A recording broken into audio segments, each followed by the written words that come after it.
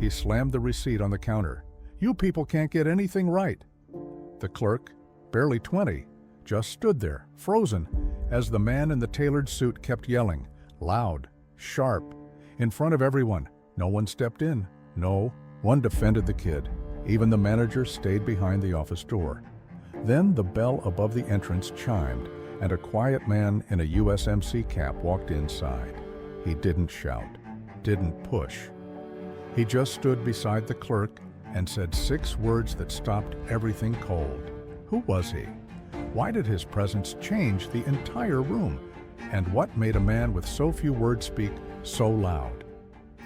Welcome to True Quiet Stories. Let's find out what really happened in this story. It was a regular Wednesday at Miller's Gas and Mart, a rundown station on the edge of a quiet Midwestern highway, fluorescent. Lights buzzed above faded linoleum floors. Coolers hummed near the back.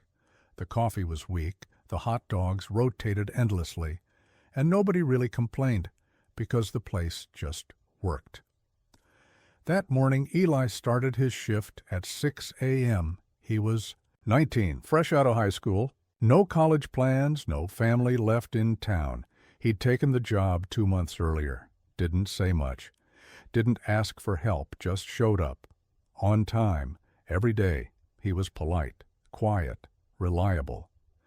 But that morning would be different. At 8:23 a.m., the door slammed open. A man in a tailored navy suit, gold watch glinting under the cheap lighting, stormed in with a cup of gas station coffee in hand. He looked like someone who wasn't supposed to be there, manicured, styled, holding anger like it was an accessory. He stomped up to the counter, tossed his receipt down, and raised his voice before Eli could say a word. "This coffee is cold." "You charge me $3 for garbage?" Eli blinked. I can get you a fresh one," the man scoffed. "You should have gotten it right the first time." "Isn't that your job?" A couple of customers near the back looked over, then quickly went back to browsing. The energy in the room shifted. Eli reached for a new cup, hands trembling slightly. "I'm really sorry, sir." "Let me make it right." The man leaned forward. "Sorry doesn't heat my coffee, does it?" Eli froze. He didn't know what else to say. He'd heard shouting before, but not like this. Not aimed directly at him. He glanced toward the manager's office window. The blinds were half drawn. No one came out, and that's when the door chimed again. No one turned, except the man who'd just finished yelling. He looked up and paused. A man, well, maybe mid-60s, stepped through the entrance. Weathered jacket, khakis faded by age and use, worn boots, and a black cap embroidered with gold lettering. U.S. Marine Corps, retired. He didn't speak, just looked around the store for a second, then made his way toward the front counter. Not fast, not loud, just steady, and when he stopped beside Eli, he didn't look at him. He looked straight at the man in the suit. "You finished?" the veteran asked softly. The man blinked. "Excuse me." The veteran tilted his head, eyes calm but firm. "I said, are you finished yelling at the kid?" The man stiffened. "This doesn't concern you." "See, I think it does." He leaned on the counter, resting his elbows beside Eli's register. "You got your refund?" "What?" "I said," the veteran repeated, slower, "did the young man fix your coffee problem?" The man shifted. He was about to. "So let him," the veteran replied, without making a show out of it. The store had gone completely silent. Even the buzzing lights seemed to fade.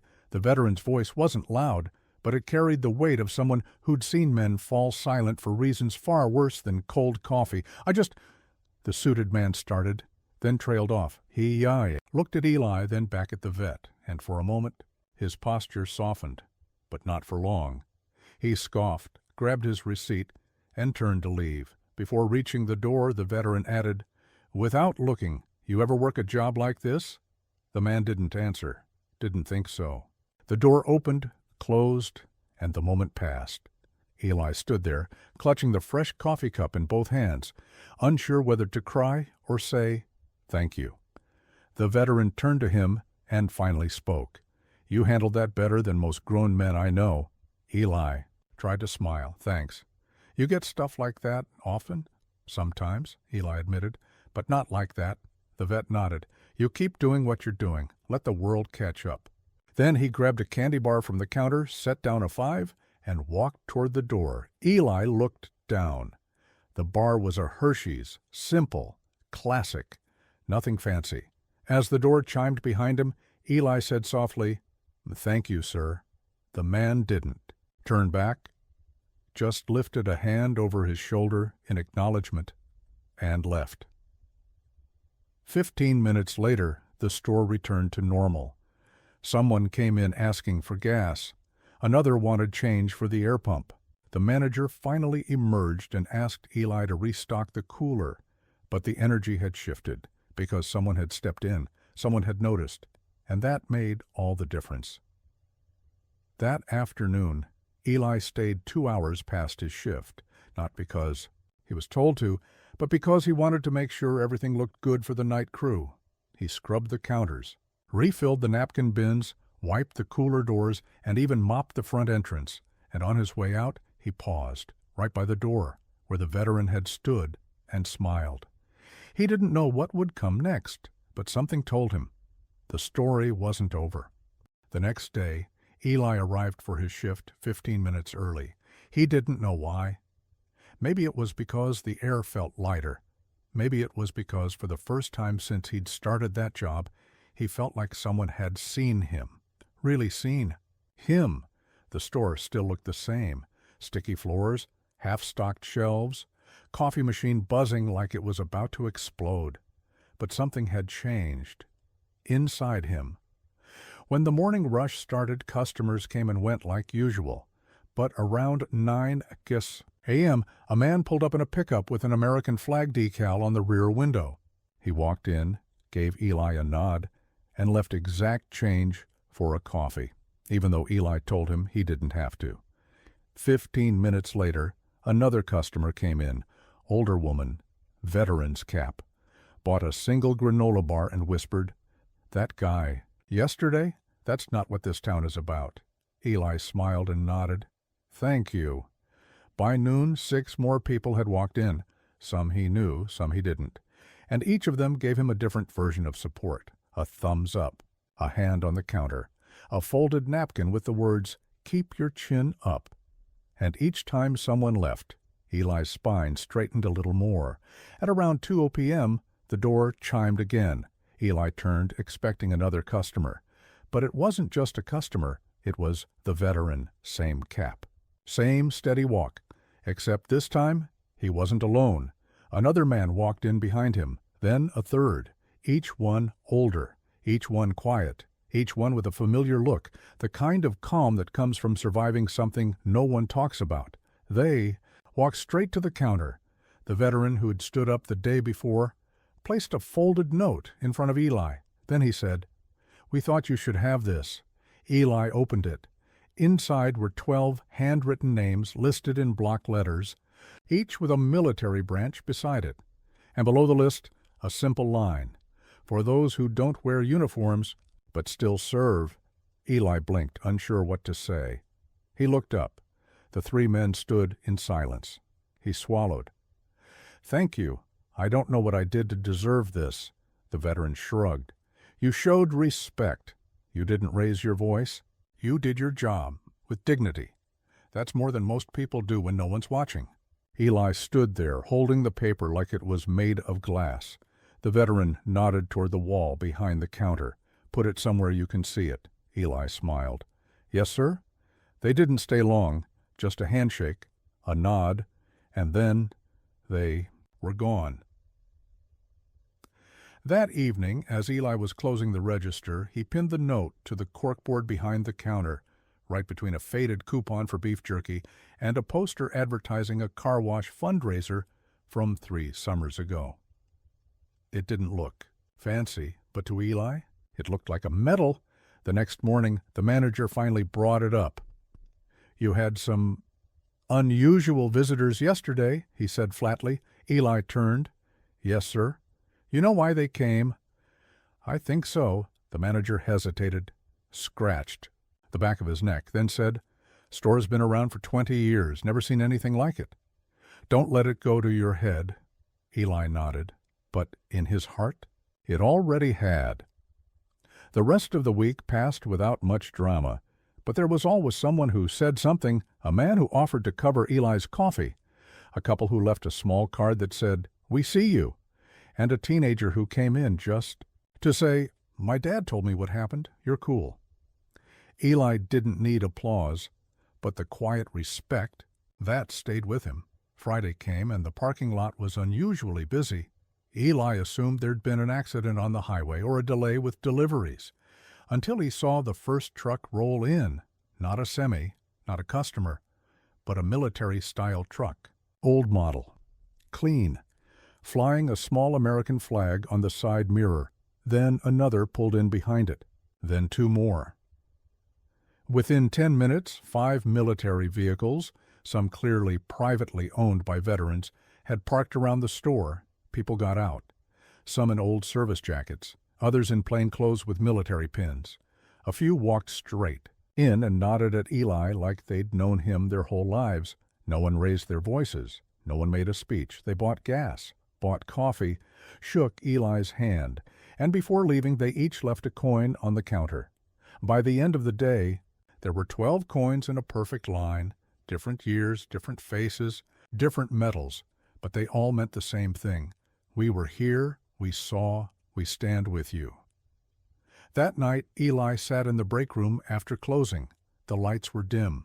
The hum of the cooler filled the silence. He stared at the coins, then pulled out his phone and texted someone he hadn't spoken to in weeks. "Hey, just wanted to say thanks for pushing me to take this job.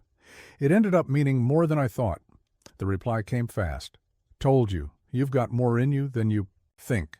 Outside, the flag above the store waved gently in the night breeze. Inside, Eli packed up the coins, not to take home, but to place in a shadow box he'd just ordered online, the kind people use for medals, keepsakes, things that mattered. He already knew what he was going to write on the plaque beneath it: given, not earned, seen, not forgotten. By Monday morning, something had changed. It wasn't in the store's layout. The coffee still sputtered, the freezer still buzzed, the light above the snack aisle still flickered like it was shy. But the customers?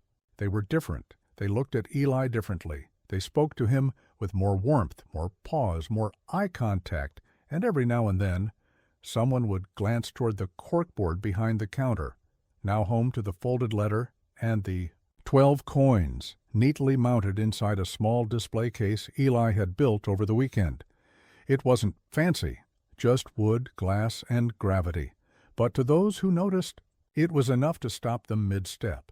On Tuesday afternoon, Eli was restocking candy bars when a small group entered the store, 2 men and a woman, all wearing matching navy polos embroidered with a gold emblem, County Veterans Affairs, Outreach Division. They approached the counter like it was sacred ground. "You, Eli?" one of them asked. He nodded cautiously. "Yeah," the woman smiled. "We just wanted to shake your hand." Eli blinked. "What for?" The taller man replied, "Because you stood still when it mattered." They didn't stay long, just a handshake, a business card, and a small envelope. Inside, a certificate of appreciation signed by the local VA coordinator. No ceremony, no cameras, just acknowledgement. That night, Eli taped the certificate beside the coins, not centered, not perfect, just present. And when the night crew showed up, one of them paused, read it, and said, "Didn't think this place had a soul. Guess I was wrong." A few days later, something strange happened. A woman walked in holding a clipboard. She introduced herself as a writer for a regional newspaper. She'd heard rumors, not from social media, but from a retired colonel who came in for gas and left talking about the kid who stood tall. She asked if she could do a small piece. Eli hesitated. "Not really looking for attention, I understand," she said. "But this? It might help someone else who's in your shoes one day." "Agreed. With one condition. Don't make it about me." "Make it about what they did," she nodded. "Fair enough." The article ran on a Sunday, black and white photo, small column on page 3. Headline, "Quiet Respect, How One Small Town Came Together After a Moment of Disrespect." The story didn't name names, didn't mention the man in the suit, didn't describe the yelling, didn't exaggerate the confrontation. It just focused on the aftermath, the coins, the veterans, the people who kept showing up. That week, a family traveling cross-country stopped at the store just to see the display. They didn't need gas. They didn't even buy anything. They just stood in front of the case in silence. Before leaving, the father saluted it, and the mother whispered to Eli, "Thank you for showing my kids what real strength looks like." By midweek, something new appeared in the store, a small metal sign, rough edges, laser-etched letters. No logo, no price tag. It simply read, "Respect is not given by wealth but by witness." Eli never found out who made it. He mounted it next to the case anyway. On Thursday, the veteran returned. Same USMC cap, same walk, same eyes that had once silenced a room with a glance. But this time, he didn't just nod. He stepped up to the counter and asked, "You got a minute?" Eli smiled. Always. The man pulled out a photo, faded, black and white. A group of Marines standing in front of a barracks, young faces, wide grins. He tapped the one in the center. "That was your dad." Eli froze. "I served with him," the vet continued. "Long time ago. Didn't know you were his kid until a buddy recognized your name in that article." Eli stared at the photo. He'd only seen one or two pictures of his father in uniform. His mom had passed when he was young, and most of their family history lived in cardboard boxes passed from attic to garage. He was quiet, the man said. Didn't talk much, but he knew when to speak. He looked at Eli. "Guess that runs in the blood." They talked for almost an hour, no rush. No filters, just stories. Eli didn't cry. But when the vet left, he placed the photo beside the coins, inside the case. No caption, didn't need one. That Friday, the parking lot was full again, not with veterans, not with strangers, but with neighbors, people who'd seen the article, people who remembered what it meant to stand for something, even if all you were doing was holding a receipt and not folding. A local bakery brought cookies. A woman left a bouquet of flowers by the door. Someone donated a brand-new coffee maker to replace the sputtering one. Eli tried to stop them. They refused. One man, mid-30s, construction vest, oil on his hands, dropped a 20 on the counter and said, "That guy in the suit thought money made him bigger, but it made him small." Then he looked at the case. "At least now we've got a place that reminds people what size really means." That evening, the manager stepped out of the office and pulled Eli aside. "Corporate called," he said. Eli's stomach tightened. "What did I do?" "Nothing bad," the manager replied. "They just want to know if you'd be okay with us turning the case into a permanent memorial wall." Eli blinked. "Like, official?" The manager nodded. "They said they'd even cover the cost." Eli took a breath. "Yeah," he said. "That'd be okay." And just like that, a dusty corner of a small-town gas station became something bigger than a job. It became a reminder that respect isn't loud, it isn't paid for, it's earned in moments when no one else is watching. The sign went up on a cloudy Tuesday. Just before sunrise, 2 men from corporate arrived with drills and a brushed aluminum plaque. They mounted it beside the counter, just above the display case, where the coins, the letter, and the photo now sat, protected behind glass, softly lit from within. The plaque read, "In honor of quiet service. For those who choose dignity over noise, respect over pride, and courage in the unseen moments." It didn't mention names, didn't date the event, didn't give context. It just stood there like a sentinel. Eli watched them work in silence, offered them coffee. They accepted. When they left, he stood in front of the case for a long while, hands in his pockets, eyes on the glass. And behind him a customer waited in line, but didn't interrupt, because even they could feel it. This store had changed. That afternoon, a school bus stopped by, not because it was scheduled, because the history teacher had read the article and decided this was a better lesson than anything on the whiteboard. The kids shuffled in, whispering, looking around. unsure if it was okay to talk in a gas station like it was a museum. Eli stood behind the counter, unsure what to say. So he just smiled. And one student, maybe 13, freckles, oversized hoodie, raised his hand. "Is that your dad?" he asked, pointing to the photo. Eli nodded. Another student stepped closer to the glass. "Why? Did the soldiers come here?" Eli thought for a second, then answered, "Because someone forgot what respect looked like, and they came to remind him." The teacher placed a hand on Eli's shoulder. "You did more here than you know." He didn't reply. Didn't need. Wore it to her the next morning. The man in the suit came back. Same polished shoes, same expensive watch, but his walk was slower, his eyes not quite as sharp. He approached the counter with an awkward half-smile.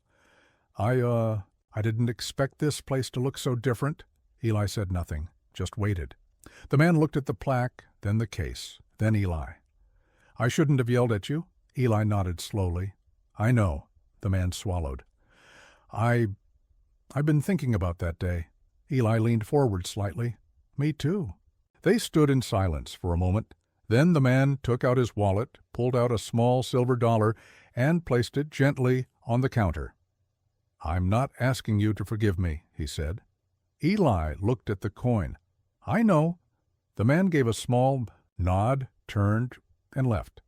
No receipt, no gas, no transaction, just acknowledgement. Eli added the coin to the case that evening. No label, no special placement, just another story, quietly told. Over the following months, the display grew, not in size and meaning. People started bringing small tokens, dog tags, letters, unit patches, notes written in pencil on folded napkins. Each one told a story. Most weren't explained, but they were felt. One day, a woman walked in wearing a medical ID bracelet. She bought 2 waters and stood in front of the display, unmoving. Eli waited patiently. Then she approached the counter and whispered, "My brother served. Didn't make it home. He used to say the hardest battles weren't in combat. They were in quiet places like this." She didn't buy anything else, just left a photo. Her brother in uniform, smiling by a dusty Jeep. Eli added it to the wall, right beside the veteran's letter. Later that week, a corporate rep called, said they wanted to feature the store in a national newsletter. Eli declined, said it wasn't about promotion, said it was about presence. The rep understood. The next spring, a local veteran organization hosted their Memorial Day event in the station's parking lot. No speeches, just coffee, flags, a table for reflection. People came from across counties, some just to look, others to kneel quietly before the case. One young man, active duty, stood for almost 10 minutes with his hand resting gently on the glass. Before leaving, he saluted Eli without a word. Years passed. Managers rotated. Inventory changed. Prices went up, but the case remained. And the story? It kept growing. One day, a new employee, young, energetic, curious, asked Eli why there were no security cameras pointed at the display. Eli smiled, because nothing in there needs protecting. When Eli finally left the job at her, not because he had to, but because it was time. He didn't throw a party. He just cleaned the counter one last time, wiped down the glass, ran his fingers over the words on the plaque. Then he placed a folded note inside the case. It read, "This isn't mine, it's everyone's," and he walked out. No spotlight, just sunlight. People still visit that store today, some to buy coffee, some to remember, and some to teach their kids that there are moments in life where you don't need to fight. You just need to stand. If this story moved you, subscribe to the channel, like the video, and share in the comments a story that deserves to be heard. And don't forget to turn on the notification bell. We post powerful news stories here every single day because in a world full of noise, quiet actions still speak the loudest.